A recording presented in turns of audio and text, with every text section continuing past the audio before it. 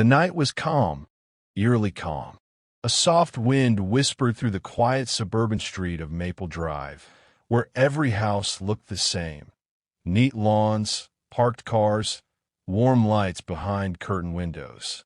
It was the kind of place where nothing bad was supposed to happen. But that illusion would soon shatter. At the far end of the street stood an old house, slightly apart from the others. Its paint was fading, and a rusted wind chime hung by the porch, creaking in the breeze. The residents called it the Holloway House, after the man who lived there alone, Mr. James Holloway, a retired postal worker who rarely spoke to anyone.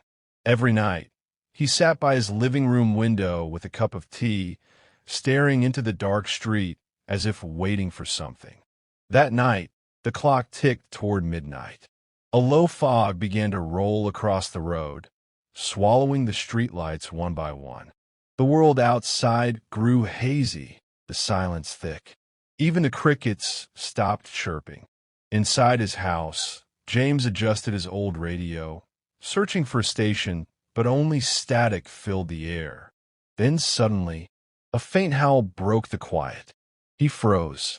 It wasn't close, but it wasn't far either. A long, mournful sound that seemed to echo from the woods beyond the houses. James glanced at the window. The fog had thickened so much he could barely see his own fence. He brushed it off. Just a stray dog, he thought. But deep down, something about that sound unsettled him. It wasn't just a dog's cry. It was something older, something that felt wrong. He turned off the radio and tried to ignore it. But as the clock struck 12 a.m., the howl came again, louder, closer, and far more human than before. That was the night Maple Drive lost its peace forever. The following night arrived heavy with silence. The street lamps buzzed faintly, casting long pale shadows across the empty road. Everyone on Maple Drive was asleep, except James Holloway, who couldn't shake the unease of the previous night. That strange, drawn-out howl had echoed in his head all day. He sat by his window again, cup of tea trembling slightly in his hand.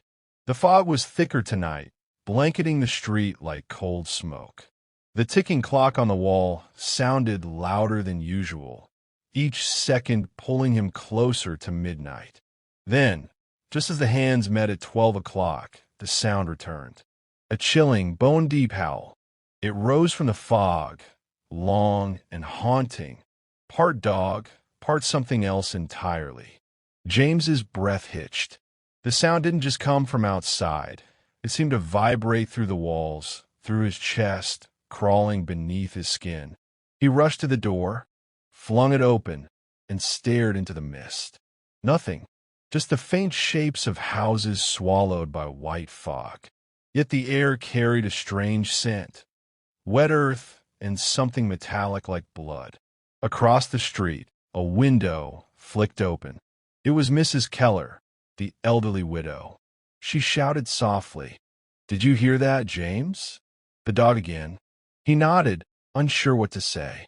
The sound faded, leaving behind only silence and the faint creak of her shutters. The next morning, neighbors gathered, whispering about the mysterious noise. Some said it was a coyote from the woods. Others claimed they saw a dark shape moving between houses before vanishing into thin air. But the unsettling truth? The howl wasn't random. It came exactly at midnight, both nights in a row. And from the way it echoed, it felt like something calling or warning. James couldn't sleep that night, because deep inside he knew it would happen again. By the third night, tension gripped Maple Drive like a cold hand. Conversations at doorsteps turned into whispers. Curtains twitched more often.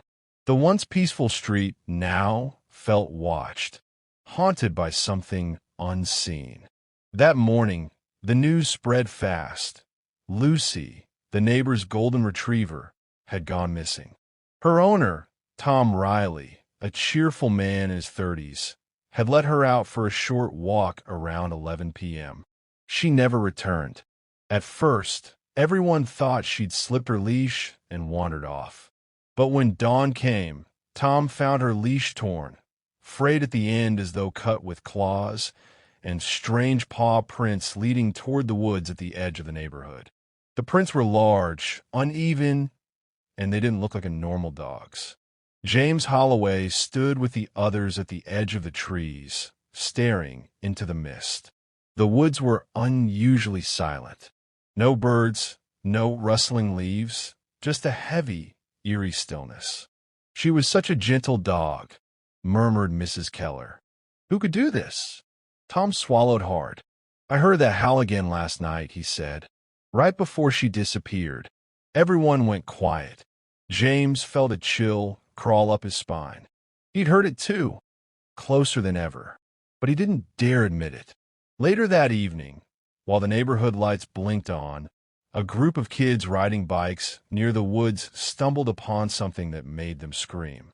Lucy's body lay half buried under leaves, her fur matted and dark. Her eyes were open, wide, terrified, as if she'd seen something unnatural before she died.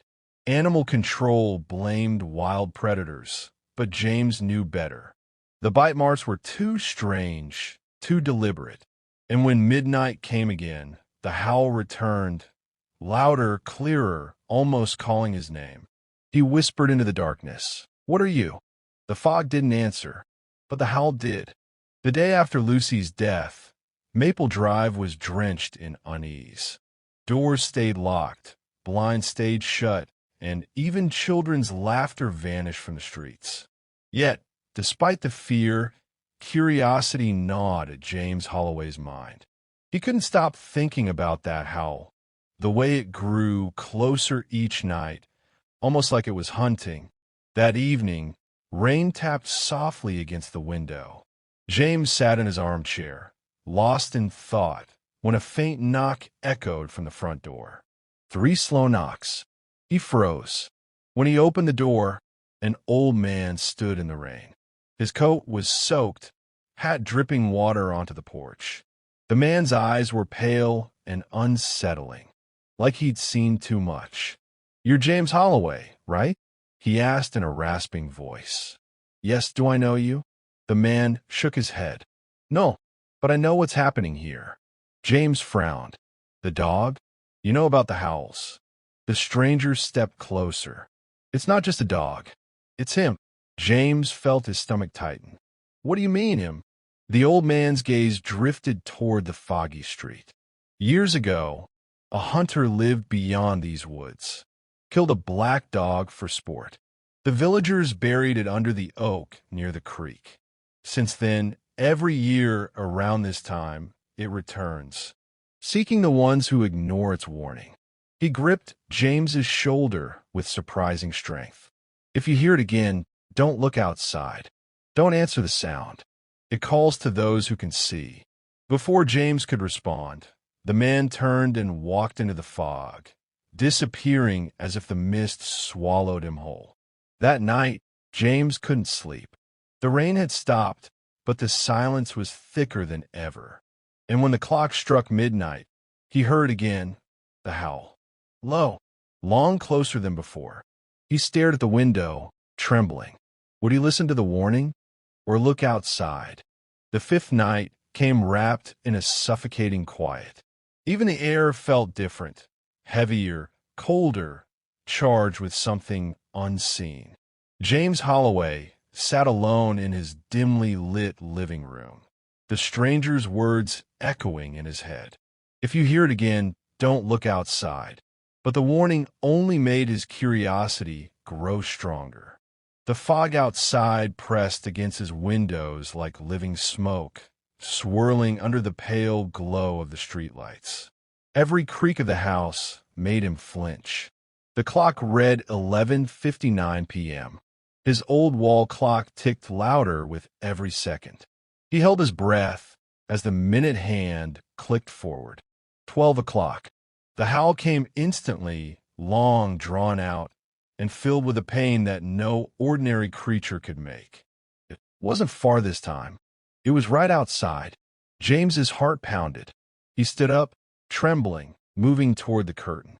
A voice in his head screamed, "Don't do it." But his hand moved anyway. The curtain shifted. Through the fog, he saw movement, a shape in the middle of the road. For legs, motionless.